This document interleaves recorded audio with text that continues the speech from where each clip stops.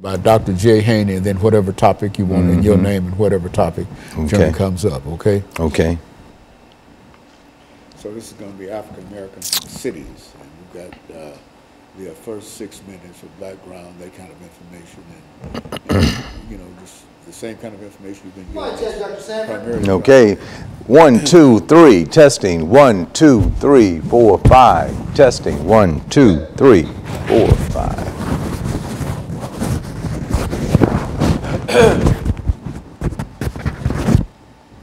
Okay, I'm going to try to really keep my voice high.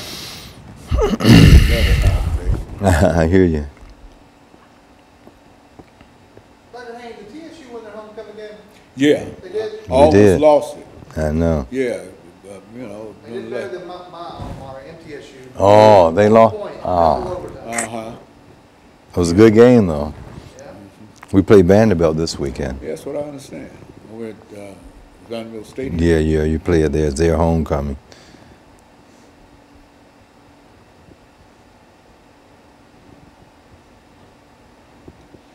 Okay, Doc, you just about ready. I'm ready when y'all.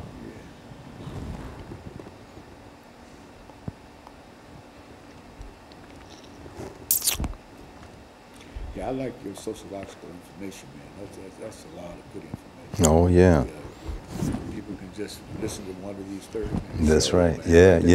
You get that. That's right. Hopefully they'll do That it. was the purpose of doing the The whole whole thing, yeah. That's right, I bet.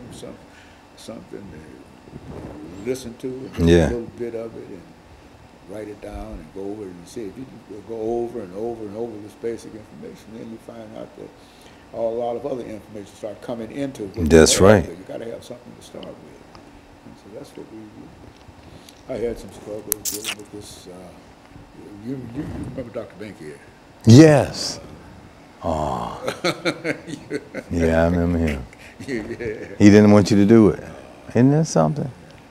Didn't want to see it as academic. That's right. That's crazy. That's the same thing.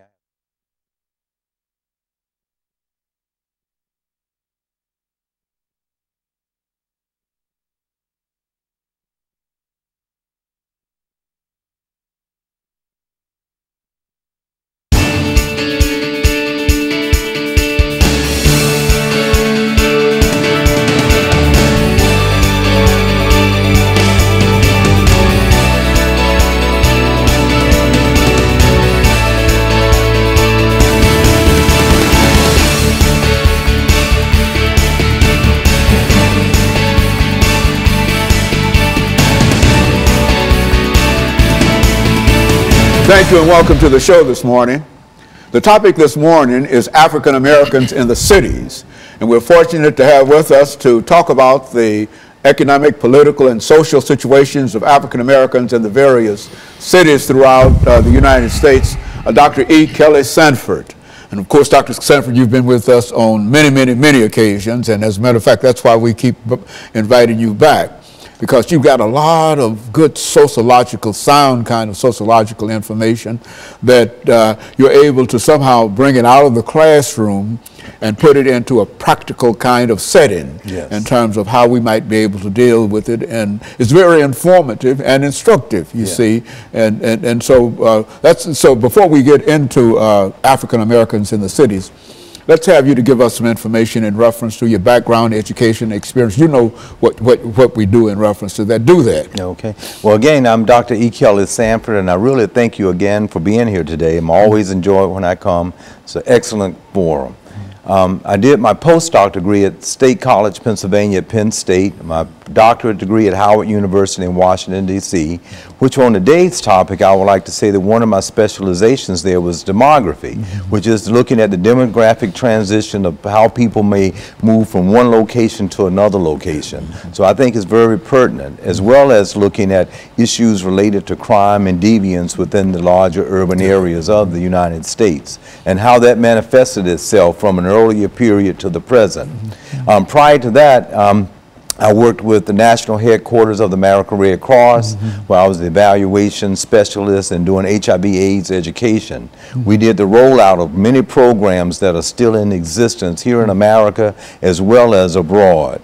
I did my undergraduate and master's degree at North Carolina Central University in Durham, North Carolina, and other work other places such as the University of Michigan at the Institute for Social Research, and as well as at UNC in Chapel Hill. And another person that was going to be very much related to today's topic, Dr. Gerard Linsky, on the development of human societies, as we move from an agrarian to an urban area. Very good. And Dr. Sanford, this information has to do with some of the things that we're faced with today. While we might talk about an earlier period in American history, you have already indicated that it starts back here, yes, with all of these groups coming together and how they lived and how they worked in the cities and et cetera. So before the end of this first segment, give us some statements in reference to the African American in the cities itself. Okay. I would like to really be able to contextualize it in thinking in terms of migration. And let's first define it as forced migration from the 1500s to 1860. When you think in terms of people who were forced out of Africa into different places that we might use the term diaspora. And that would mean throughout the Caribbean and South America, and of course here in North America. People were forced there. Other immigrants came, of course, to this United States, but not forced. They were willing to come to the United States of America. And so we can look at that as far as various waves as the first one, the forced migration, where you had about 360 years of African enslavement throughout the Caribbean and here in America before the Civil War, 1861 to 1865, with Emancipation Proclamation in 1863. And so that was one of the type of backdrops, if you will, and looking at how a group of people ended up in such large numbers of millions, say here in the United States. But forced migration was indeed the first type of demographic transition that took place for people of African descent to be here in such large numbers in America.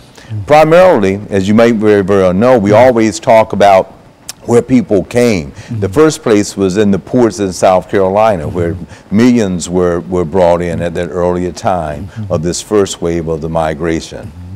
And so this is the beginning of the African and the New World in a real sense. And I think you call it forced migration. Yes. And I think that might be politically correct. Yes. When you call it forced migration, because you're talking about slavery. I'm talking about slavery. The international slave trade.